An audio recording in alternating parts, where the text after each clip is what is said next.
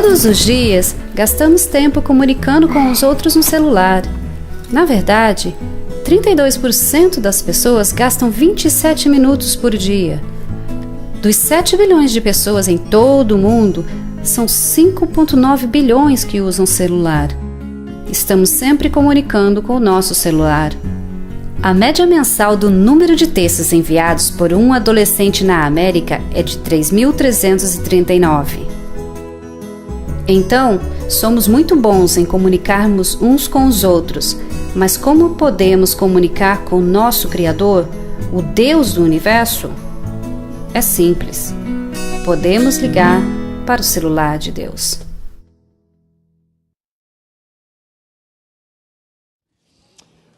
Curva a sua cabeça, vamos orar. É palavra de Deus para nós agora.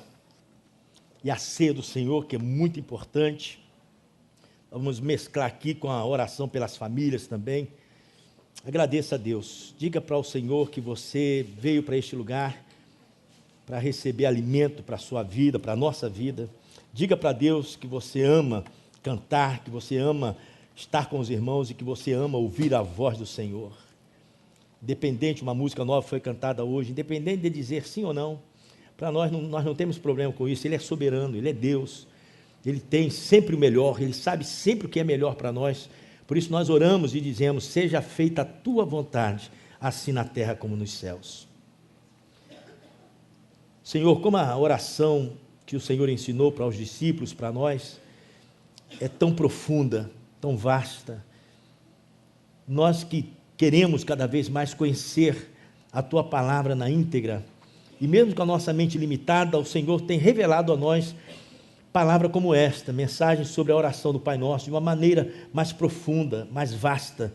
Por isso eu te peço que o Senhor continue falando, abra minha mente, o meu coração, para entender a Tua palavra, abra a mente de cada crente também, para que isso também suceda com cada um dos crentes, ó Deus, para que nós possamos, como diz o apóstolo Pedro, crescer na graça e no conhecimento do Senhor.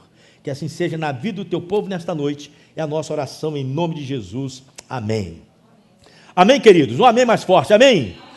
Já disse aqui que nós somos uma igreja viva, nós não somos uma igreja pentecostal, mas também não somos uma igreja tradicional que não vamos dar glória a Deus, aleluia. Aqui é um ambiente para a gente fazer isso, dar glória a Deus, aleluia, assim seja, amém, aplaudir o Senhor. Temos que deixar com que essa emoção, desde que ela não atrapalhe a nossa comunhão com Deus, não nos segue aquilo que a palavra de Deus diz, deixa a emoção tomar conta do seu culto, para que você possa glorificar a Deus, através da música, através da contribuição, através da mensagem. Deus quer isso de nós. Queridos, vamos ler novamente, lá Mateus capítulo 6, versículo 9, falando sobre a oração, sobre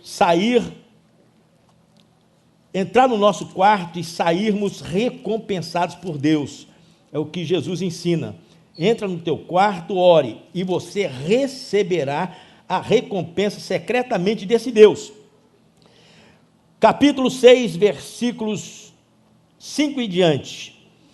E quando vocês orarem, não sejam como os hipócritas, eles gostam de ficar orando em pé, nas sinagogas e nas esquinas, a fim de serem vistos pelos outros.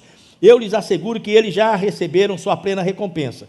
Mas quando você orar, vá para seu quarto, feche a porta e ore a seu pai que está em secreto. Então seu pai que vê em secreto o recompensará. E quando orarem, não fiquem sempre repetindo a mesma coisa, como fazem os pagãos. Eles pensam que por muito falarem serão ouvidos. Não sejam iguais a eles, porque o seu pai sabe do que vocês precisam antes mesmo de o pedirem. Vocês orem assim: Pai nosso, vamos lá todo mundo junto, que tem a Nova Versão Internacional. Pai nosso que está nos céus, santificado seja o teu nome. Venha o teu reino, seja feita a tua vontade, assim na terra como no céu. Dá-nos hoje o nosso pão de cada dia, perdoa as nossas dívidas, assim como perdoamos aos nossos devedores. E não nos deixes cair em tentação, mas livra-nos do mal. Porque teu é o reino, o poder e a glória para sempre. Amém. Amém, amados? Pai, espírito filial, já falamos. Eu terminei no domingo falando sobre papagaiada. Tem muita gente que repete rezas, orações para abrir caminho, oração dos homens da Idade Média, e homens, Francisco de Assis, que escreveu uma oração muito bonita, mas pega essas orações e começa a ficar repetindo. E Jesus está mostrando claramente que é um erro. Não façam como os pagãos que ficam repetindo, é papagaiada, dá o pé, louro, dá o pé, louro, não sabe o que está dizendo. Nós, quando orarmos a oração do Pai Nosso, o nosso objetivo é ensinar que cada palavra, existe uma doutrina por trás daquilo que Jesus ensinou. E ele coloca justamente aqui Pai, Espírito Filial, para falar ou chamar Deus de Pai. Nós já lemos disso, lá em Romanos 8. Nós não recebemos o espírito de escravidão, mas recebemos o espírito de adoção, do qual podemos chamar ou clamar, Abba Pai ou Papai. Essa é a verdade. O Espírito Santo que nós recebemos faz com que eu tenha intimidade com Deus e o chame de Pai. Quem não tem o Espírito Santo, não é filho, não pode chamar Deus de Pai. Espírito filial. Agora nosso, Espírito universal. Você sabe que a palavra católica quer dizer universal. Então, a Igreja Universal do Reino de Deus só tirou católico. Como a Igreja Católica e é também universal. O Espírito universal é reconhecer que a salvação não está numa denominação, não está num grupo, que o Espírito universal faz a gente abrir a mente, com a palavra de Deus, é claro, e começar a ver o que é religião, o que é denominação e o que é seita. Por exemplo, já dei estudo aqui sobre religião. No mundo existe mais ou menos de 13 a 15 religiões. Então, o que é que precisa se ter para se formar uma religião? O que é que precisa se ter? Primeira coisa, precisa ter, claro, um fundador, alguém que vai fundar uma religião. O fundador, ele precisa ter um livro básico para essa religião. Nesse livro vai indicar sobre um Deus dessa religião. A cultura, às vezes, tem muito a ver também com a religião. Árabes, americanos, isso tem muito a ver com uma religião. Por exemplo, quais são algumas das religiões mais conhecidas hoje? Existe o judaísmo. O judaísmo é uma das religiões menores que existe, mas é uma religião. O judeu, Deus, através de Abraão, de Moisés, deu o Antigo Testamento que nós temos aqui, o Deus é o Deus Jeová, o Adonai, o Senhor, e é o Deus que nós cremos, que é o Deus do Senhor Jesus. Mas a religião do judaísmo tem como constituição o Antigo Testamento. Por isso eu digo sempre que o Antigo Testamento não foi feito para cristãos, foi feito para os judeus. Então isso é uma religião. Quais são as outras religiões?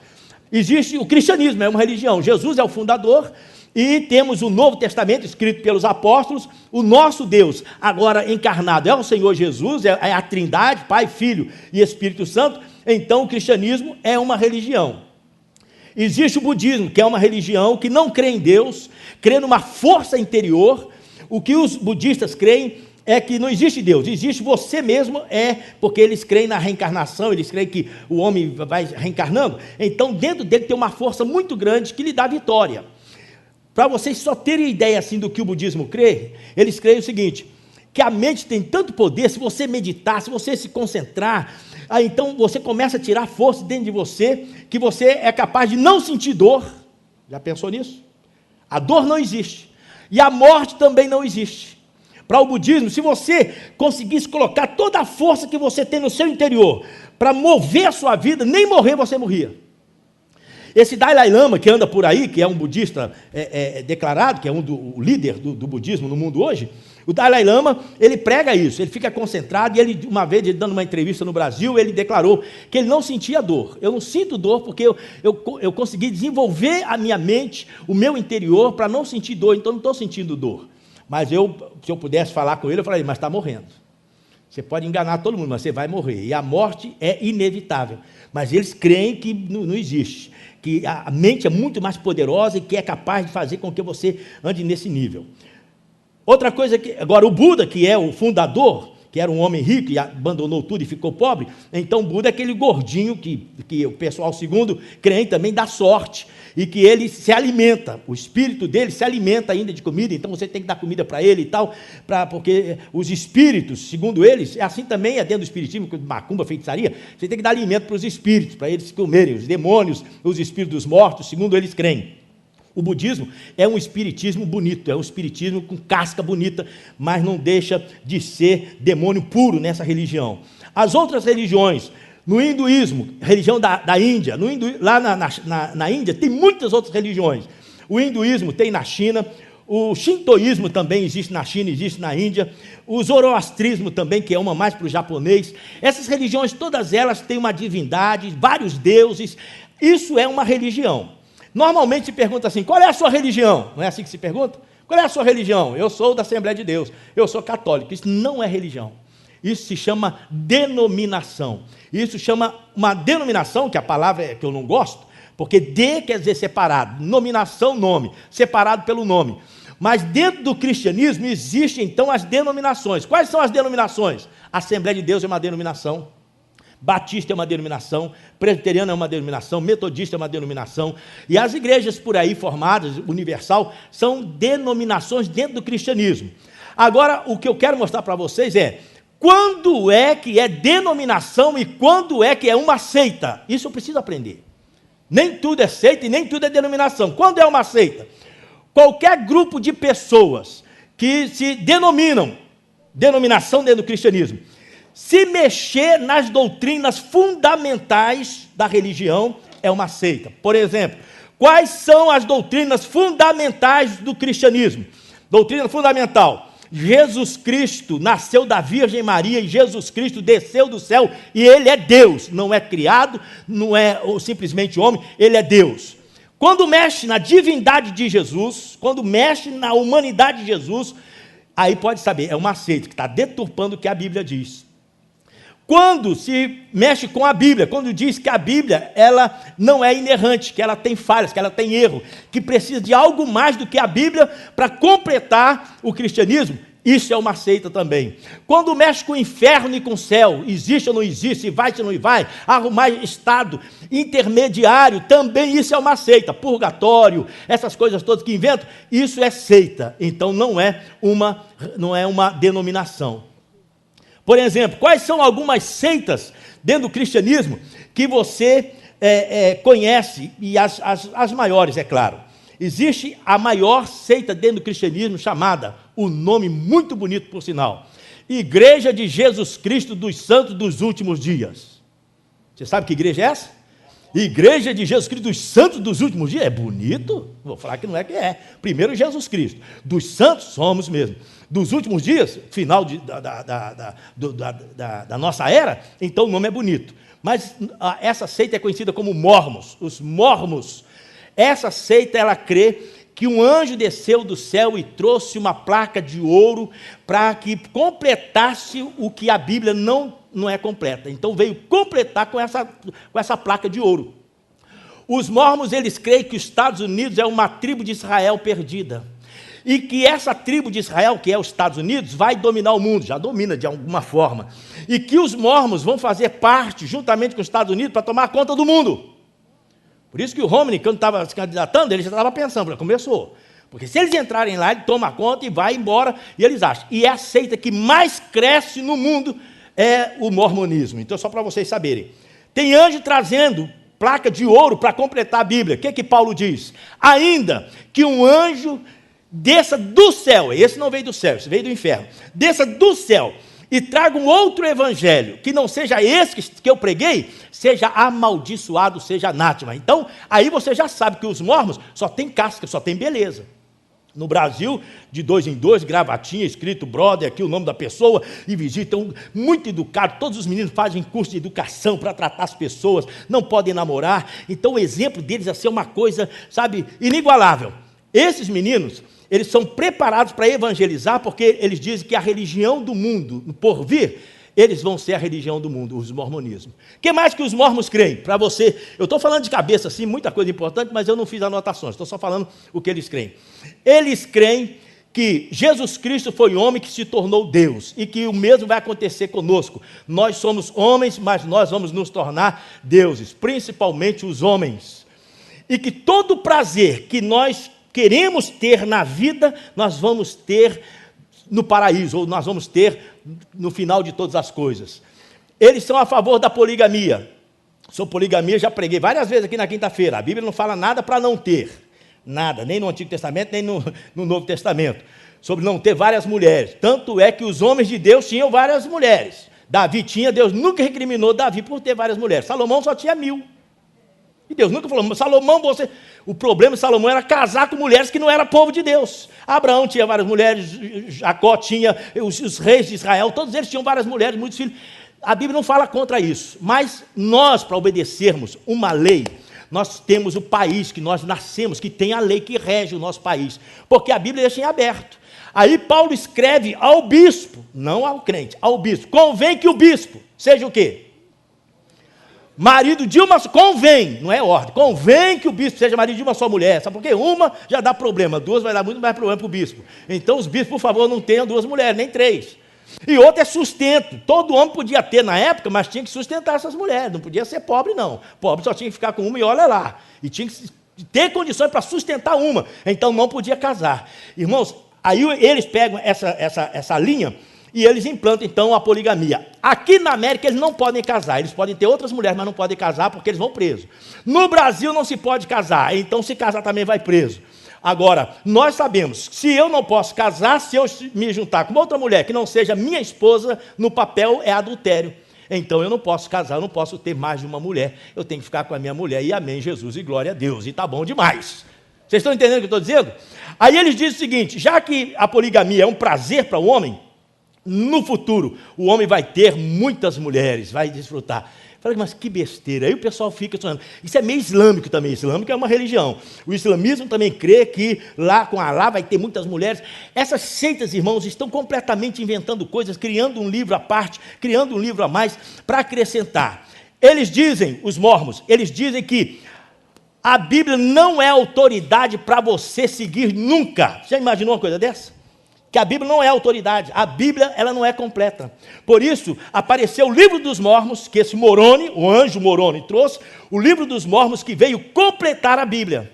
Uma certa vez, 2 moças foram lá em Londrina, quando eu pastoreava no Jardim Bandeirantes, elas passaram evangelizando, eu falei assim, eu posso marcar um dia para conversar com vocês. Agora não, rápido assim na porta não. Um dia ela marcou, então vamos marcar. Marcou, elas vieram corajosas.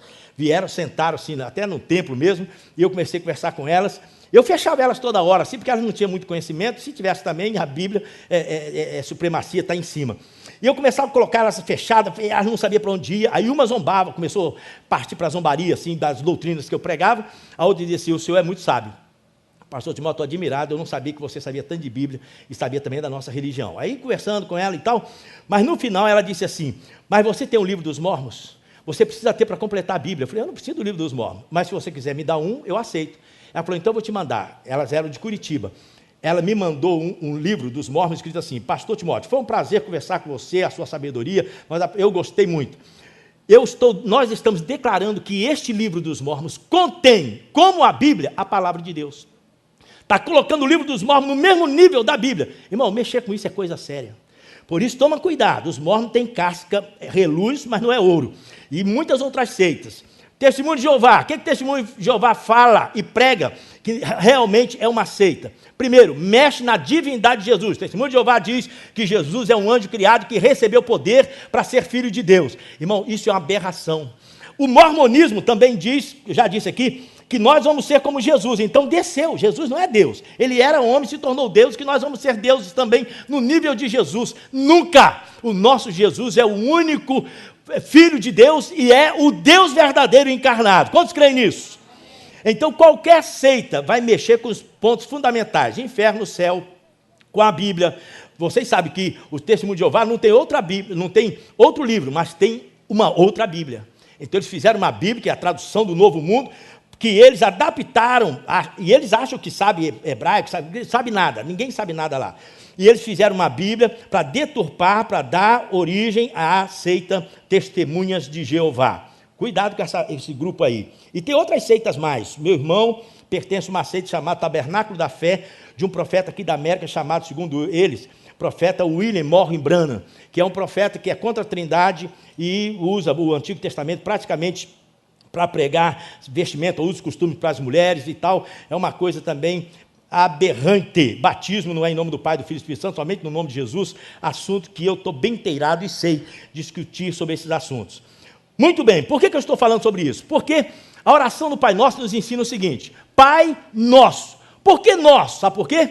Porque esse Deus poderoso, ele não é Pai somente de um grupo, de uma denominação. Se você quer conhecer uma seita, quando a seita começa a dizer, o grupo começa a dizer que é exclusivismo deles, a salvação, você pode saber que isso é um sinal de seita. Só nós somos salvos, a salvação está com a gente, você tem que seguir, pode saber. Por que eu estou falando isso? Porque quando a oração do Pai Nosso diz que nós devemos orar Pai Nosso, é porque a igreja do Senhor Jesus está em todos os cantos da terra. Quantos creem nisso? Você quer ler texto bonito comigo? Então vamos ler. Em primeiro lugar, Atos capítulo 2, depois nós vamos para Apocalipse. Atos capítulo 2. No início da igreja primitiva, no início dos apóstolos, os homens de Deus, Pedro começou a pregar, depois da descida do Espírito Santo. O Espírito Santo veio, e esses homens começaram... Irmãos, a cena foi linda. O que aconteceu na Torre de Babel? O pessoal falava uma só língua. Quando eles estavam querendo subir acima de Deus, ou encontrar com Deus, eles criam que a Torre de Babel, apenas a 3 quilômetros de altura, mais ou menos, chegava no céu. Então eles estavam fazendo uma torre de 3 quilômetros para chegar no céu. Ele nunca ia chegar no céu, mas Deus, sabendo disso, já que vocês querem chegar lá, está com o mesmo espírito de Satanás, de querer subir acima das estrelas de Deus, Deus confundiu a língua na Torre de Babel e começaram a falar vários idiomas e ninguém entendia ninguém, e a torre ficou inacabada, e o povo se espalhou na terra. No dia do Pentecostes aconteceu o contrário. No dia do Pentecostes, o povo de várias línguas estavam reunidos, de vários povos, línguas estavam reunidos, o Espírito Santo veio sobre os apóstolos e eles começaram a falar em língua, uma língua que eles não conheciam, e o povo que estava ouvindo, ouviam e entendiam, porque eles estavam falando na língua daquele povo, dos medos, dos persas, sabe, os selemitas e outros mais, e o pessoal ficou encabulado. Ele está falando na minha língua, ele não é judeu, como é que ele está falando no meu idioma? Aí o evangelho se expandiu, o povo se converteu, correu, Pedro aproveitou e pregou o evangelho. O que é que Pedro pregou? Ele pregou tudo, mas uma das coisas que eu gosto muito, está no versículo 21, capítulo 2, 21, o que diz aí? E todo aquele que invocar o nome do Senhor, para quem que é a salvação? Para todo aquele que invocar. Ele está dizendo, gente, chegou a hora, é o momento, é o ápice. Todo aquele que invocar, seja judeu, seja brasileiro, seja chinês, quem invocar o nome do Senhor. Nós pregamos aqui no Espírito Filial Pai, que você só pode dizer Pai se o Espírito Santo tocar em você. Agora, se você invocar o nome do Senhor, se você confessar com a boca, se você crer no coração, a Bíblia diz em Romanos 8, você é salvo. Agora aqui está escrito, todo aquele que invocar o nome do Senhor será salvo. Agora veja só o versículo 36. Pedro está pregando, portanto que todo Israel fique certo disso, esse Jesus a quem vocês crucificaram, Deus o fez Senhor e Cristo. Quando ouviram isso, ficaram aflitos em seu coração e perguntaram a Pedro e aos outros apóstolos, que faremos? O que é que nós devemos fazer? Nós queremos entrar nessa igreja, ou nessa denominação, ou nessa religião. Pedro respondeu, arrependam-se e cada um de vocês seja batizado em nome de Jesus Cristo para perdão de seus pecados e receberão o dom do Espírito Santo. Pois a promessa é para quem? Para vocês, para quem mais? Olha os filhos aí, a promessa é para vocês, é para os seus filhos, ou seja, a nova geração, e para todos os que estão longe. Quem é que está longe? Quem é que está longe de Israel? Quem é que está longe do judaísmo? Quem é que está... Nós estávamos longe, a Bíblia diz, vocês estavam longe, Paulo escrevendo aos Efésios capítulo 4, vocês estavam longe e hoje vocês estão perto. Para os que estão longe, para todos quantos o Senhor, o nosso Deus chamar. Agora presta atenção, todos quantos o Senhor Deus chamar, e Deus está chamando quem? Quem é que Deus está chamando? Um grupo? Uma denominação? Todo mundo, sabe por quê? Vinde a mim todos vós que estáis cansados e oprimidos, e eu vos aliviarei. Deus está chamando o mundo todo. A palavra de Deus diz que o desejo de Deus é que todo homem se arrependa. Por isso, quando eu prego o Evangelho, quando você prega o Evangelho, você está fazendo ressoar o coração de Deus para a vida dos pecadores, para que eles conheçam Jesus, aceitem Jesus e sejam salvos. Então esse Evangelho deve ser pregado a todos quantos o Senhor está chamando. Com muitas outras palavras, os advertia e insistia com eles: salvem-se desta geração corrompida ou perversa, os que aceitaram a mensagem. Olha só que mensagem. Foram batizados, tem que aceitar a mensagem primeiro, depois ser batizado, e naquele dia houve um acréscimo de quantos? 3.000 num culto, 3.000 se converteram. Por quê? Porque o Evangelho estava sendo pregado, o Espírito Santo estava trabalhando naquele momento, Pedro levantou na ousadia de Deus, e Deus então tocou no coração daquele povo, e eles se converteram, e 3.000 foram batizados. Que maravilha! Agora, queridos, então quando se diz Pai Nosso, nós estamos ligados a uma igreja que tem número incontáveis. Por exemplo, vamos ler o Apocalipse capítulo 5. Apocalipse eu gosto e você também, né? É o final de tudo. João, o apóstolo João, está vendo essas coisas, ele está escrevendo aquilo que o anjo está revelando a ele, aquilo que ele está vendo. E no capítulo 5, versículo 9 em diante, eu gosto disso aqui, queridos. Hoje nós temos a ceia. A ceia, esses textos aqui são fortes para a ceia. E eles cantavam um cântico novo. Como é que era a música? Tu és digno de... o quê? Receber o livro que ninguém podia nem olhar para ele. De receber o livro e de abrir os seus selos, pois foste morto. E com teu sangue compraste para Deus. Olha só, Jesus nos comprou para Deus. Gente, de onde?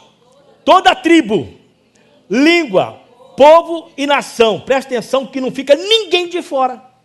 Porque se fala só nação, seria só os Estados Unidos. Mas está falando língua, porque dentro dos Estados Unidos tem muita gente que não fala inglês. Tem outro idioma. No Brasil tem muito índio que não fala português. E a salvação, os missionários levam a mensagem, tanto o índio como quem fala outro idioma aqui na América se convertem. De toda a tribo, língua, povo e nação.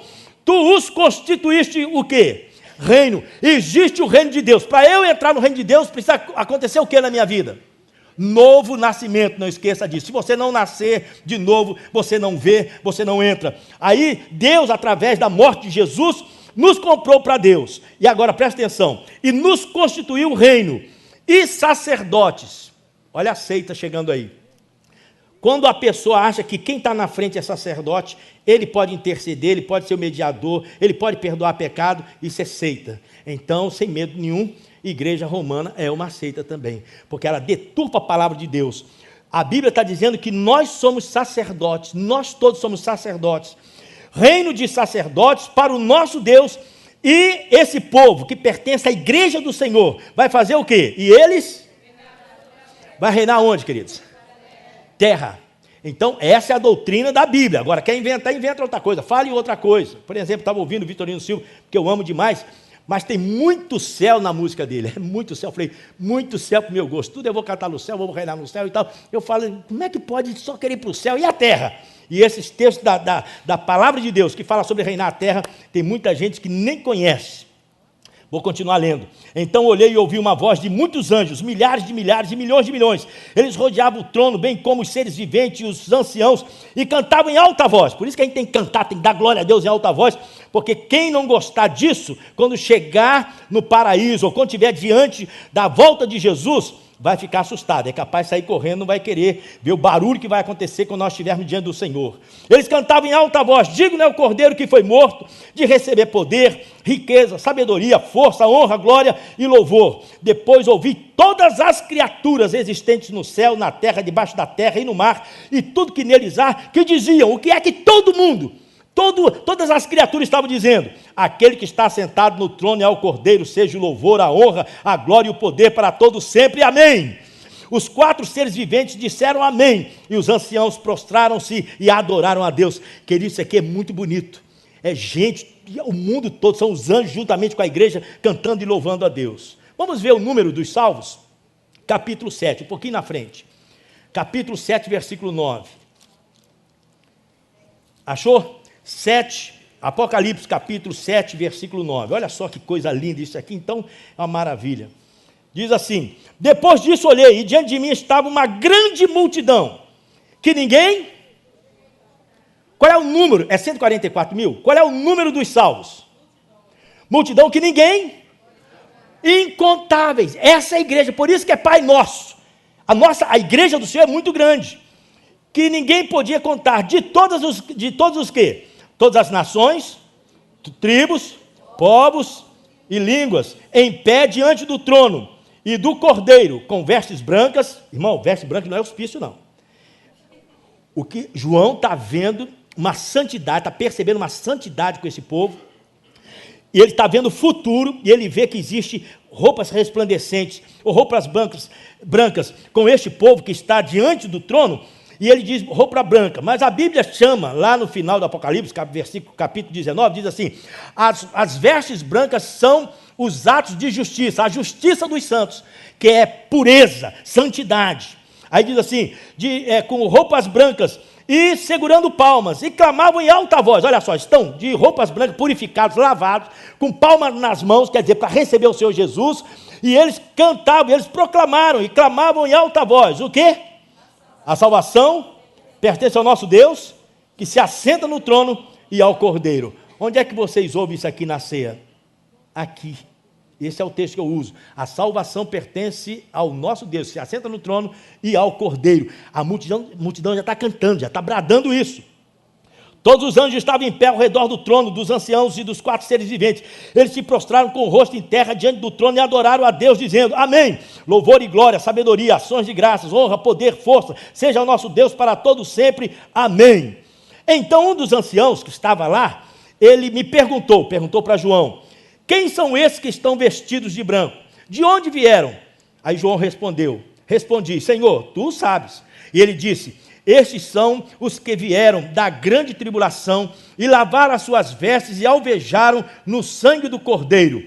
Queridos, a coisa aqui é complicada. Se só aqui diz que é uma multidão que ninguém pode contar, estão diante do trono adorando a Deus, e que vieram da grande tribulação, ou seja, depois da grande tribulação é que Jesus volta com poder, os mortos vão ressuscitar, essa é a multidão que vai estar diante do Senhor. Quem morre agora vai ressuscitar naquele dia, quem morre depois da tribulação vai ressuscitar, porque existe só uma primeira ressurreição. A segunda ressurreição vai acontecer depois do milênio, 1000 anos depois, queridos. Então, esse povo que está aqui de vestes brancas, que atravessaram a tribulação, é toda a igreja, desde que foi fundada até depois da tribulação, quando Jesus volta com poder e glória. Por isso, os que vieram da tribulação não é um grupo separado. Os que vieram da grande tribulação, todos aqueles que sofreram perseguições, o Jonas falou isso aqui, que às vezes a gente enfrenta tribulações, não é mais de rosa, cristianismo. A Bíblia diz, nós já lemos, que aqueles que perseveram na doutrina do Senhor e nos seus sofrimentos, para que também estejamos participantes da sua glória. A igreja sofre, sempre sofreu, mas a nossa recompensa é, o que a Bíblia está dizendo? Que nós estaremos de vestes brancas para sempre com o Senhor, e clamando a Deus, cantando louvores ao Senhor, e presta atenção, doutrina de que a igreja vai ser arrebatada, que a grande tribulação vai ser para quem é rebelde, tribuloso. Isso é triste, sabe por quê? A doutrina diz que as pessoas vão ser salvas na grande tribulação pelo seu próprio sangue. O Espírito Santo vai levar a igreja vai para cima, não tem Espírito Santo na terra. Para você se converter, você tem que dar o seu próprio sangue. A Bíblia não está dizendo que esses aqui que vieram da tribulação foram salvos pelo seu próprio sangue. Diz aí, e lavaram as suas vestes no sangue do Cordeiro. Salvação só está em Jesus, só Jesus pode salvar. Quantos creem nisso? Por isso eles estão diante do trono de Deus. Somente o povo da grande tribulação, um grupinho pequeno não, uma multidão que ninguém podia contar, estão diante do trono de Deus e servem de dia e de noite em seu santuário. E aquele que está sentado no trono, aleluia por isso, estenderá sobre eles o seu tabernáculo. Então o pessoal da grande tribulação, se é separado, o grupo vai ser privilegiado de jeito nenhum. É a igreja do Senhor Jesus que vai estar diante de Deus, e o Senhor vai estender sobre nós o seu tabernáculo, ou seja, a unidade que vai haver entre Jesus e nós, não precisa nem de tempo. Nunca mais terão fome, nunca mais terão sede, nem os afligirá o sol, olha só que maravilha, nem qualquer calor abrasador. Olha eu aqui, ó. Olha aqui, isso aqui não vai existir no futuro não, irmão. Arzinho condicionado não precisa não, porque já não tem sol, já melhora, é ou não é? Sem sol, brisa do Senhor, rio da vida, árvore da vida, irmão, que maravilha. A Bíblia diz que nem vai precisar de sol nem de lua, porque o próprio Cordeiro vai alumiar. Irmãos, a coisa é muito mais do que a gente pode imaginar. Isso aqui é para o povo de Deus. Aí não vai, nem os afligirá o sol, nem qualquer calor abrasador. Pois o Cordeiro que está no centro do trono, e aleluia por isto, será o seu pastor. Ele os guiará à fonte, não estou falando que é coisa boa, fonte de água viva. Eu quero é isso. Fonte de água viva. E Deus enxugará dos seus olhos toda lá, está chorando, tem dor, tem hospital, tem morte. Deus vai acabar com isso. Felipe Inhanço colocou isso no livro que eu terminei de ler essa semana. Ele fala, Deus é tão bom, a gente pensa que Deus não se importa com a dor, porque a gente procura Deus, a gente não acha Deus palpável. A gente queria ouvir a voz de Deus, nós queríamos ver uma cena, um anjo chegando, e não chega. Você está apavorado, você está com dor, você está morrendo, a coisa está complicada. Ele diz, olha querido, saiba que Jesus, que Deus importa com você, só você olhar Jesus quando ele esteve aqui na terra, como ele chorava pelas pessoas que estavam sofrendo, como Jesus, ele compadecia de Jerusalém, compadecia da casa de Lázaro, compadecia daquela mulher, do filho de Jairo que morreu, ele se compadecia, a viúva de Naim. Jesus chegava, ressuscitava e Jesus consolava, Jesus ajudava essas pessoas. Da mesma forma, Jesus se importa com a sua dor. Tanto isso é verdade, que um dia ele vem para botar fim em toda dor, em toda lágrima, em nome de Jesus. Nós vamos reinar para sempre. Por isso a igreja do Senhor não é um grupinho. Nós vamos, irmãos, você não pode imaginar. Por isso que João viu aqui e falou assim, um número que não se pode contar. Agora você imagina como vai ser a volta de Jesus. De repente, é claro que depois da tribulação, o anticristo tomando conta do mundo, quem está aqui, quem passar pela grande tribulação, porque eu creio que não vai ser agora, o anticristo tomar conta do mundo e começar a governar, dar um jeito na economia do mundo, na moeda do mundo, e todo mundo ter casa, todo mundo assim, o homem vai ser um economista dos melhores, ou o melhor. De repente, a gente que conhece, a igreja do Senhor que conhece, fala assim, Jesus vai voltar. Esse é o anticristo. Aí você tem que adorar o anticristo. Não adora, você não pode comprar, você não pode fazer nada. Aí você fica privado. Aí você sabe, existe uma guerra agora do anticristo contra os cristãos. Só que nessa grande tribulação, Jesus também está contra os ímpios, está contra o anticristo. Então você tem que escolher. Fica do lado de Jesus, sofrendo, ou fica do lado do anticristo com mordomia. Aí, claro que nós vamos escolher, como os apóstolos escolheram, todo mundo escolheu, ficar do lado de Jesus, mesmo que perca a cabeça, nós vamos ficar do lado do Senhor Jesus. Sabe o que vai acontecer? Depois da grande tribulação, Jesus estoura o céu. A Bíblia diz que o céu se abre, milhares de seus anjos com trombetas, irmão, vai ser um barulhão que você não pode imaginar. E o céu abrindo, tudo clareou, e a trombeta, aonde você estiver, você vai sentir que seu corpo foi transformado. Primeiro os mortos são ressuscitados, num corpo glorificado, e você está aqui e fala, calma aí, meu corpo está diferente. Já acabou a morte para você, já não existe mais morte, não existe mais dor. Aí você vê Jesus nos céus, sentado no trono, os anjos ao seu redor. Aí você fala, que vontade que eu tenho de dar um abraço nele. Daqui a pouco você começa a subir. Irmão, eu estou subindo para encontrar com Jesus. A Bíblia diz que todos os seus santos, juntamente com os anjos, estarão nos ares.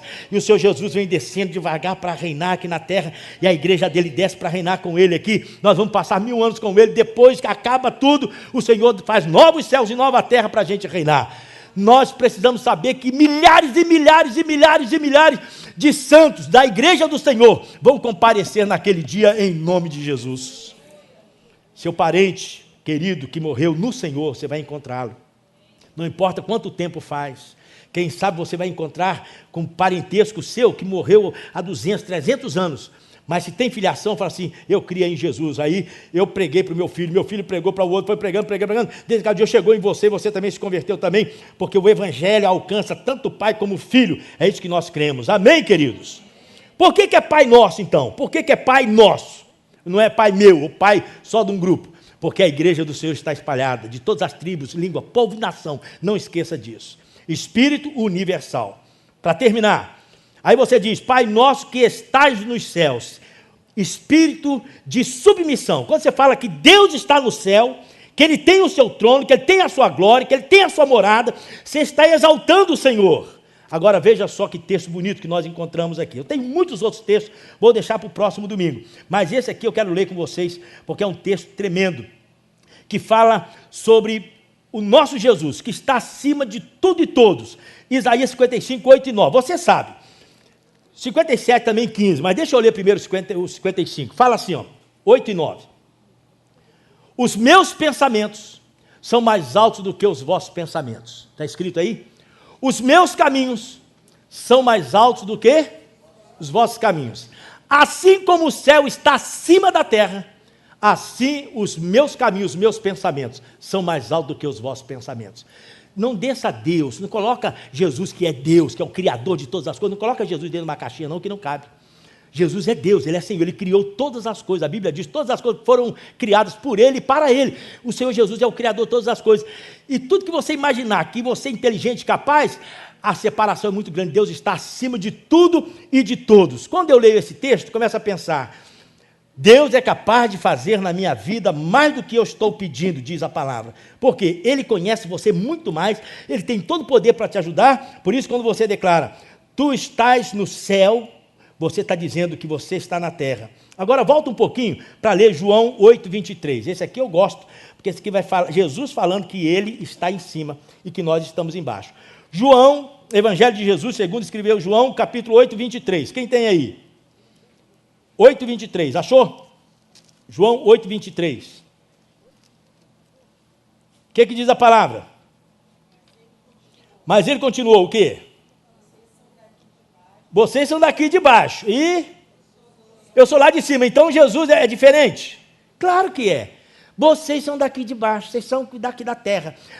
A vida de Jesus, queridos, não começa em Lucas capítulo 2.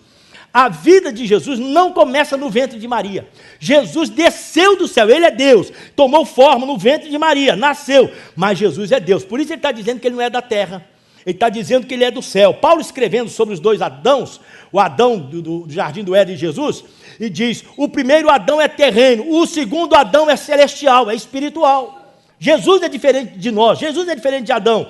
E aqui Ele mesmo está dizendo, vocês são de baixo e eu sou de cima. Vocês são do quê? Deste mundo. Eu não sou deste mundo. Já pensou nisso? Por isso que eu tenho raiva santa, mas eu tenho. De seitas que mexem com a divindade de Jesus, seitas que põem Jesus embaixo, Jesus como homem, Jesus que é anjo, tentando colocar Jesus com igualdade, os mormons, Testemunho de Jeová e outras mais. Jesus é Deus, Jesus é Senhor, glorificado seja o nome dele, Ele é de cima, nós somos de baixo, nós somos salvos pela graça, nós fomos adotados na família de Deus pela graça dele, então nós vamos dar sempre glória a Deus.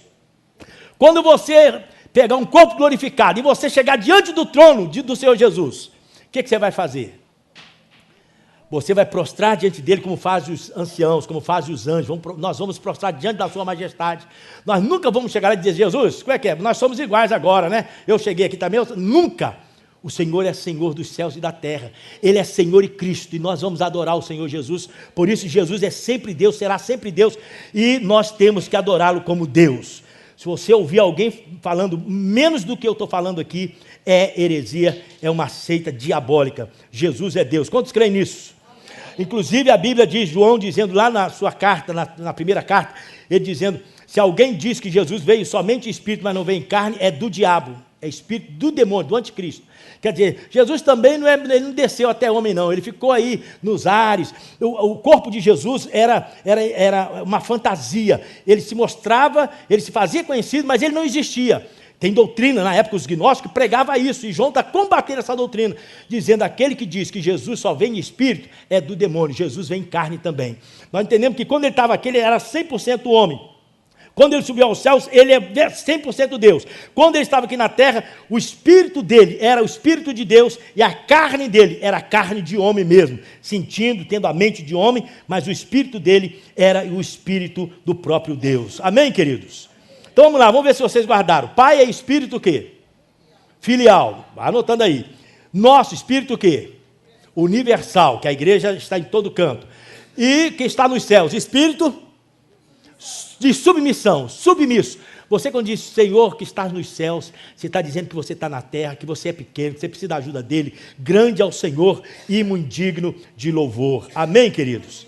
É isso que Deus tem para nós hoje, além da ceia do Senhor que nós vamos celebrar agora. O que nós estamos aprendendo? A oração do Pai Nosso tem muita doutrina, tem coisa aí que vocês vão ficar encabulados. Mas por que tem? Porque Jesus deu um modelo para nós extrairmos, e a graça de Deus tem me dado conhecimento. Inclusive, isso aí poderia botar num livro, né? Porque estou começando agora, 3 palavras. Agora pensa bem que toda a oração do Pai Nosso, colocar isso num livro aí para o pessoal ter e conhecer mais sobre a oração do Pai Nosso. Vamos orar? Curva a sua cabeça, vamos orar agora. Agradeça a Deus pelo Espírito Santo que está com você. que está na igreja, que abençoa você, abençoa a minha vida também. Vamos orar? Nós vamos mesclar hoje essa oração pela família, vamos mesclar com a ceia do Senhor. A ceia, ela mostra uma unidade da igreja. Todos nós pecadores, redimidos, comprados pelo sangue de Jesus, de todo povo, tribo, língua, nação, fomos comprados, nós pertencemos ao reino do Senhor. Quando Jesus voltar, nós seremos todos iguais, estaremos reinando com o Senhor Jesus aqui no milênio. Depois do milênio, então, essa terra vai ser completamente transformada, mudada, haverá novos céus e nova terra, nós estaremos para sempre com o Senhor. Por isso nós temos que agradecer a Deus, que eu não merecia, ninguém merecia, mas a graça de Deus me alcançou, e hoje eu sou salvo pela graça do Senhor Jesus. Diga isso para Deus aí no banco. Agradecer, Senhor, muito obrigado, porque o Senhor me salvou, porque o Senhor me redimiu. Diga isso para Deus. Obrigado pela palavra que eu tenho estudado, Senhor, e aprendido, de que eu sou uma nova criatura. As coisas velhas se passaram, eis que tudo se fez novo. Isso não aconteceu só com a nossa igreja aqui, mas aconteceu com a igreja do Senhor espalhada por todos os cantos da terra. A igreja do Senhor que não deturpa a palavra, que não deturpa o Senhor Jesus, que não mexe nas doutrinas fundamentais, é a igreja do Senhor. Muito obrigado, Deus, porque nós podemos enxergar, podemos fazer a divisor de águas, entre quem é e quem não é, quem pertence e quem não pertence. Através da Tua palavra nós conseguimos enxergar isso, Deus. Nós estamos numa igreja que prega na íntegra a Tua palavra. Aqueles que têm o seu livro, aqueles que têm as suas doutrinas, independente da Bíblia, são seitas que veio para perturbar, heresias, que o apóstolo Paulo combateu, que o apóstolo João combateu, que Pedro combateu, que Judas combateu, Tiago combateu.